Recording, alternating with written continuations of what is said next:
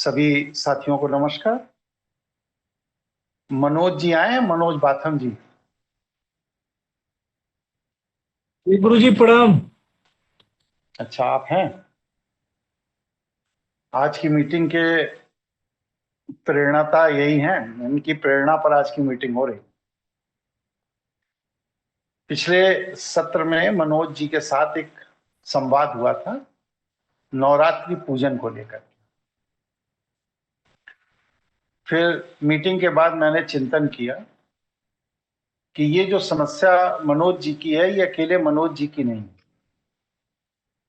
ये लगभग हर हिंदू की है कि हम नवरात्र रहते तो हैं, लेकिन क्यों रहते हैं और कैसे रहना चाहिए ये हम नहीं जानते। कोई साथी अगर इसमें अपना विचार रखना चाहे कि हम नवरात्र क्यों रहते हैं और कैसे रहना चाहिए, तो अपने विचार रखिए, फिर मैं अपनी बात कहना शुरू करूं। बताइए।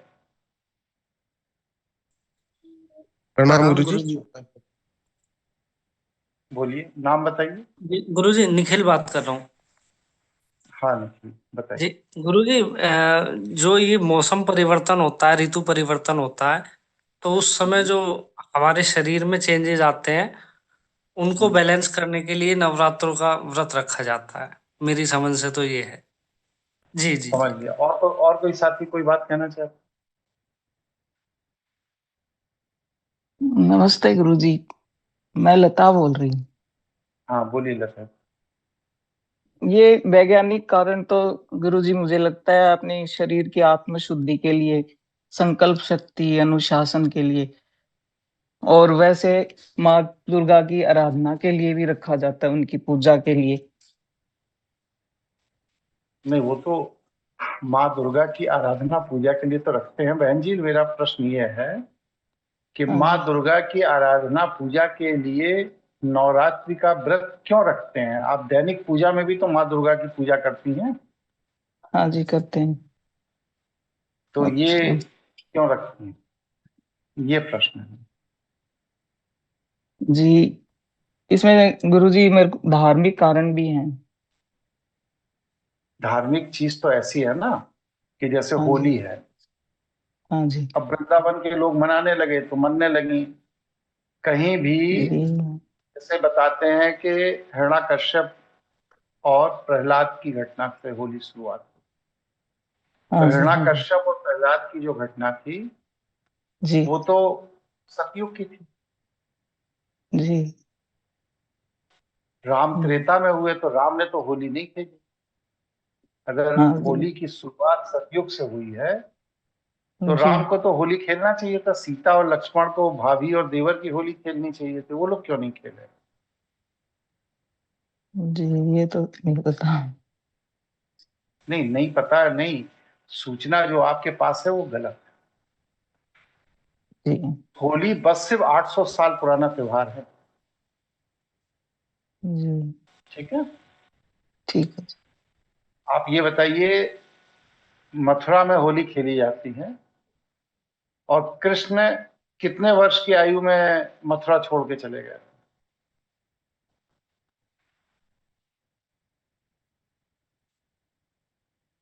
नहीं मालूम? नहीं मालूम, कहिए नहीं मालूम। नहीं मालूम है गुरु जी। नहीं मालूम तो कहिए नहीं मालूम। 21 वर्ष की आयु। और 21 वर्ष की आयु में अगर होली के प्रणेता भगवान श्री कृष्ण थे, तो पूरे द्वारिका में होली ही होली का अवसर होना चाहिए, हर वर्ष होना चाहिए। और कृष्ण का जन्म होता है भादो महीने में, होली होती है फागुन महीने में। और कृष्ण ने तो कभी होली नहीं खेली, क्योंकि श्रीमद् भागवत पुराण में श्री कृष्ण का बाल चरित्र वर्णन है और महाभारत में उनका युवा चरित्र वर्णन है। इन दोनों ही ग्रंथों में होली का वर्णन कहीं नहीं। तो इसका मतलब ये हुआ ना कि कृष्ण का होली से कोई संबंध नहीं है, प्रहलाद का होली से कोई संबंध नहीं है, राम का दीपावली से कोई संबंध नहीं, ये सब कपोल कल्पित कथावाचकों के बताए हुए सूत्र हैं।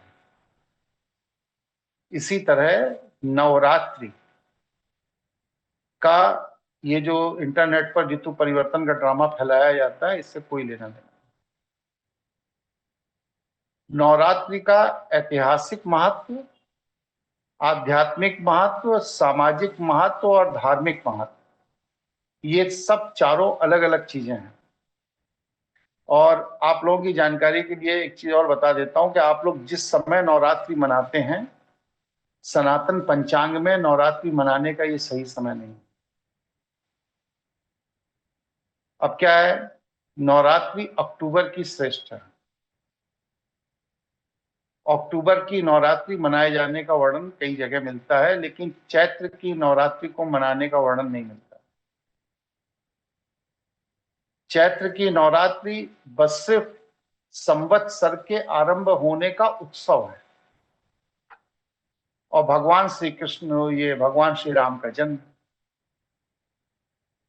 तो उसको कंबाइंड करके एक नवरात्रि ठोक दी। और आप लोगों को मालूम होगा, शायद जरूर मालूम होगा, कि इन दोनों नवरात्रियों के बीच में 2 गुप्त नवरात्रि भी होती। मालूम है नहीं मालूम है? जी गुरुजी। होती है। तो वो जो गुप्त नवरात्रि हो रही, वहां तो कोई ऋतु परिवर्तन नहीं हो रहा है। कौन साथी थे ऋतु परिवर्तन के लिए पैरवी कर रहे थे, क्या नाम था उनका? जी निखिल। निखिल जी। तो निखिल जी, ये आपने चलो ये ऋतु परिवर्तन को इन दो से जोड़ दिया, गुप्त नवरात्रि को ऋतु परिवर्तन से नहीं जोड़ेंगे क्या भाई?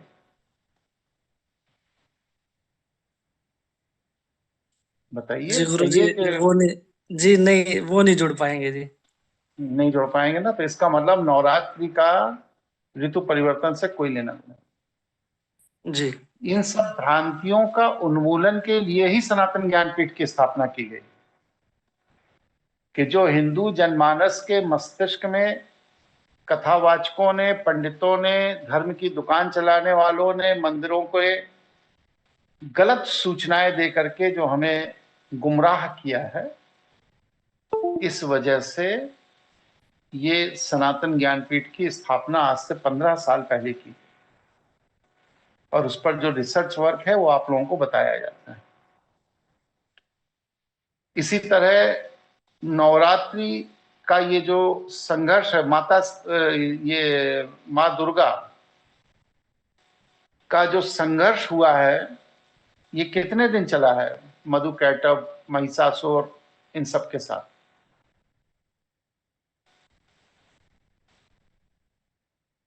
दुर्गा सप्तशती तो पढ़ते ही होंगे आप लोग, नहीं पढ़ते हैं?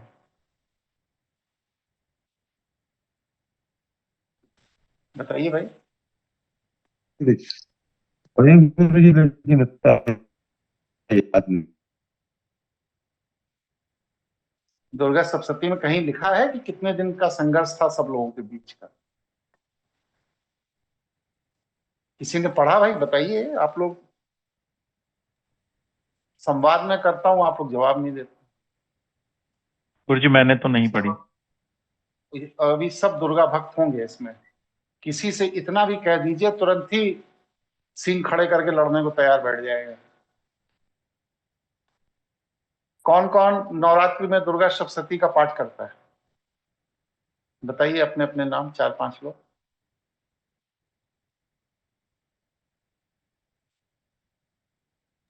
प्रणाम गुरुजी, मैं मोनिका फोगाट बोल रही हूँ। मैं नवरात्रों में दुर्गा स्तुति का पाठ किया है गुरुजी। करती हैं? चलिए, एकता जी आई हैं? क्यों है? एकता जी हैं? नहीं आई हैं। और जैसे मोनिका जी ने बताया वैसे और लोग, या कोई नहीं करते? 26-27 लोगों गुरुजी, में कोई भी गुरुजी मैं लता बोल रही हूँ। मैंने भी दुर्गा सप्तशती का पाठ किया है, लेकिन उसमें मुझे ऐसे मतलब 9 दिन पूजा होती है, तो 10वें दिन माँ दुर्गा ने उनका वध किया था, मुझे ऐसे लगता है।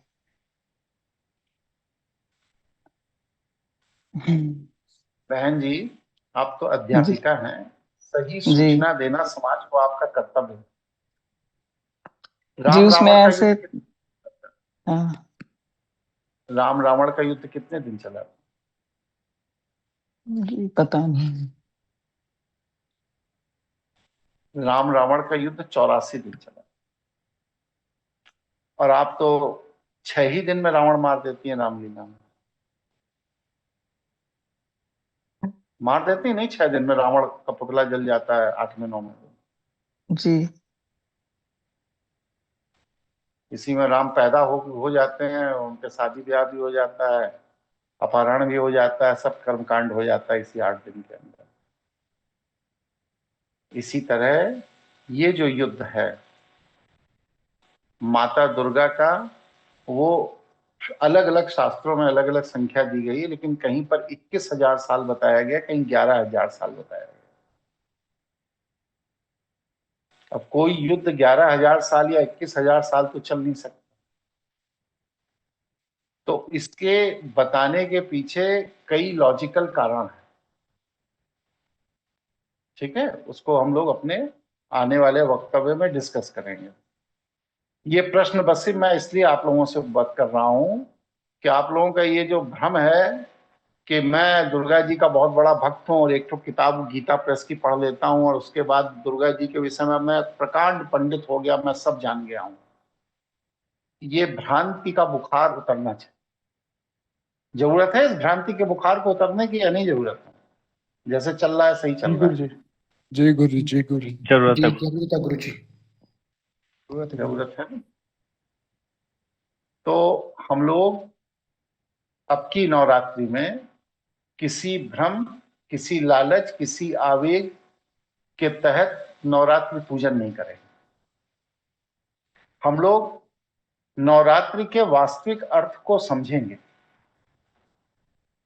नवरात्रि में शक्ति का मतलब मां दुर्गा का जो प्रागट्य स्वरूप है उसके धार्मिक और वैज्ञानिक पहलू को समझेंगे।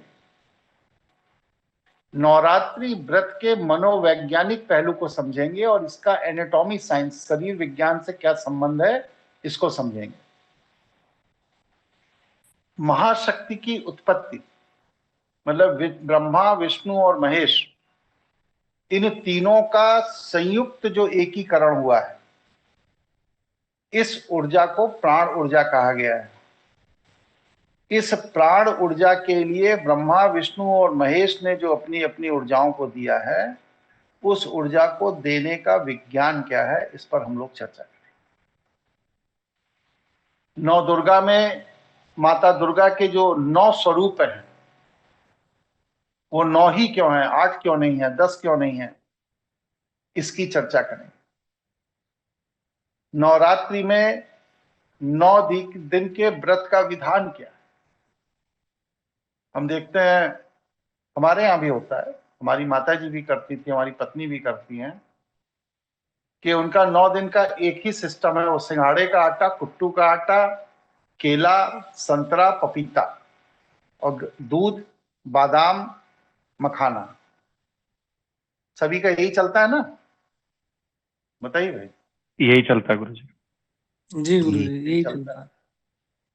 अभी अगर ये महीने भर की तरह रोजा की तरह हो जाए तो महीना भर भी यही चलाते रहेंगे आप। जबकि माता दुर्गा के कितने स्वरूप हैं जिनकी आप आराधना करते हैं?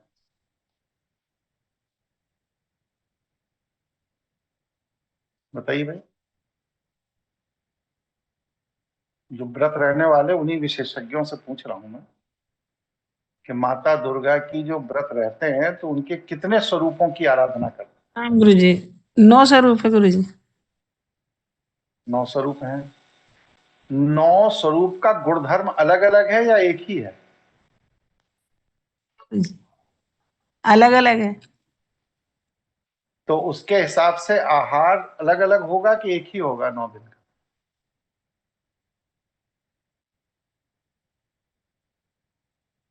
अलग अलग होगा बताइए। गुरु। अलग अलग होगा, लेकिन आप तो एक ही आहार में पूरा 9 दिन टिका देते हैं। अपने साथ धोखा मत कीजिए, या तो व्रत मत रहिए। अंधविश्वास से व्रत मत रहिए। व्रत को रहना है तो व्रत के पूरे विज्ञान को समझकर व्रत रहिए, जिससे कि ऋषियों ने जिस विधा जिस विज्ञान को खोज करके निकाला उसका लाभ उठा सके। वैष्णव की तरह नहीं कि मजीरा पीटा किनारे हो गए, काम धाम कुछ नहीं, जहां पाए बस सिर्फ दक्षिणा के लिए झोला लिए घूम रहे हैं और कोई काम नहीं, वो मत करिए। आप लोग क्योंकि सनातन ज्ञानपीठ से जुड़े हैं तो मूलाधार चक्र से लेकर सहस्त्रार चक्र के अलग अलग ऊर्जा केंद्रों की ऊर्जा अलग अलग दिन जागृत की जाती है। तो ये जो 8 केंद्र हैं, इन 8 केंद्र की ऊर्जा को अलग अलग तरह से जागृत करने का विधान है। ये विधान कहीं नहीं लिखा है कि वो किताब लेकर बैठ जाओ और 6 श्लोक रोज पढ़ डालो, एक पाठ पढ़ डालो। मैं तो YouTube पे देखता हूँ, आ जाते हैं त्रिपुंड लगा करके, भगवा पहन करके, और पहले ये पाठ करिए, फिर ये श्लोक करिए, फिर इस श्लोक के बाद फिर वो करिए, फिर उसके बाद ये करिए। अरे भैया, अगर इतने सबसे सब कुछ होता है तो तुम क्यों नहीं सुधर गए? ना तुम्हारे अंदर ज्ञान दिखाई देता है, ना आभा दिखाई देती है, ना प्रतिभा दिखाई देती है, ना संपन्नता दिखाई देती है। तुम्हारे अंदर तो कुछ नहीं दिखाई देता। तो जिस तरीके को बताकर तुम दुनिया को बताना चाहते हो कि इस तरीके से करोगे तो लाभ होगा, तुमने पूरी जिंदगी वही तरीका किया, तुम्हें तो नहीं हुआ, तो दूसरे को धोखा क्यों दे रहे हो?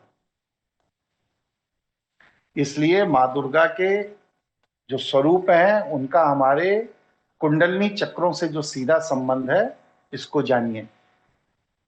हर कुंडलनी चक्र का आहार विहार विचार संस्कार वृत्ति और ऊर्जा केंद्र अलग अलग है। इसमें कोई जरूरी नहीं है कि आप 8 ऊर्जा केंद्र पर काम करिए। आप किसी एक ऊर्जा केंद्र पर काम कर सकते हैं, कोई 2 ऊर्जा केंद्र पर काम कर सकते हैं। और जो कुंडलनी की ऊर्जा का केंद्र है, ये अलग अलग उद्देश्य से, अलग अलग प्रयोजन से है। इसीलिए माँ दुर्गा कभी महिषासुर मारती हैं, तो कभी मधु कैटप को मारती हैं, तो कभी किसी को मार रही हैं, कभी किसी को मार रही हैं, क्योंकि हर ऊर्जा केंद्र के अंदर अलग अलग वृत्ति के राक्षस बैठे हैं। कहीं शुंभ बैठे हैं, कहीं निशुंभ बैठे हैं, कहीं मधु बैठे हैं, कहीं कैटप बैठे हैं, कहीं महिषासुर बैठे हैं। हर ऊर्जा केंद्र पर अलग अलग वृत्ति के राक्षस बैठे हैं। कहीं पर रक्त बीज बैठा हुआ है। मालूम है किस ऊर्जा केंद्र पर कौन सा राक्षस का अधिकार है? जानकारी है आप लोगों को? नहीं गुरुजी। नहीं गुरुजी। नहीं है गुरुजी। बस से मजीरा पीट के फुर्सत कर देते हैं। ये आत्मविश्लेषण का विषय है कि 30-30 साल से व्रत रह रहे हैं और यही नहीं मालूम है कि शरीर के किस ऊर्जा केंद्र पर किस राक्षस का अधिकार है। और सभी राक्षसों का विनाश मां दुर्गा नहीं करती हैं, उन्हें भी काली की जरूरत है, खप्पर धारणी की जरूरत है, या और दिव्य ऊर्जाओं की जरूरत है। अकेले मजीरा पीटने से मां काली, मां दुर्गा से काम नहीं बनेगा। तो ये पूरा का पूरा देवासुर संग्राम जो हमारे इस पिंड में ऊर्जा केंद्रों पर चल रहा है, उसका ये बहुत बड़ा मनोवैज्ञानिक त्योहार है, बहुत बड़ा। इसको आप सामान्य त्योहार मत समझिए। इसको सुरथ और समाधि, 2 पात्रों की कहानी मत समझिए। यही 2 पात्र हैं ना, सुरथ और समाधि, और कुछ हैं? जी गुरुजी। जी गुरुजी। तो इसे सुरथ और समाधि 2 पात्रों की कहानी मत समझिए। इसे अपने ऊर्जा केंद्रों की ऊर्जा के स्रोतों की कहानी समझकर, उस विज्ञान को समझकर, जब आप अपने आहार विहार विचार संस्कार से नित्य अलग अलग चक्रों की ऊर्जा को जागृत करेंगी, तब नवरात्रि फलीभूत होगा। और अगर आपने ऐसा नहीं किया है तो बस सिर्फ आप अपना समय पास कर रही हैं और अपने किसी भी केंद्र को जागृत नहीं कर पा रहे। मां दुर्गा के अष्टभुजा में 8 अलग अलग तरह के शस्त्र हैं,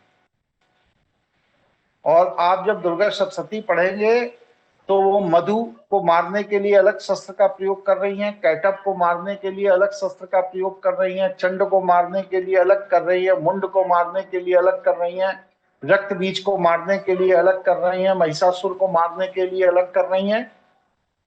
मतलब क्या है? मतलब ये है कि जो 8 भुजाओं में 8 शस्त्र उन्होंने धारण किए हैं, ये अलग अलग चक्र की ऊर्जा के विकारों को मारने के लिए हैं, ड्रामे के लिए नहीं है। और इन शस्त्रों को धारण करने के पीछे एक बहुत बड़ा विज्ञान है।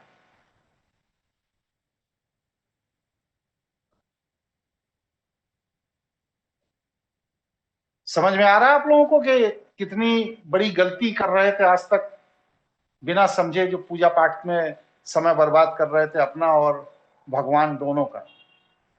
बताइए, समझ में आई बात कि नहीं आई? ठीक है नहीं? जी गुरुजी।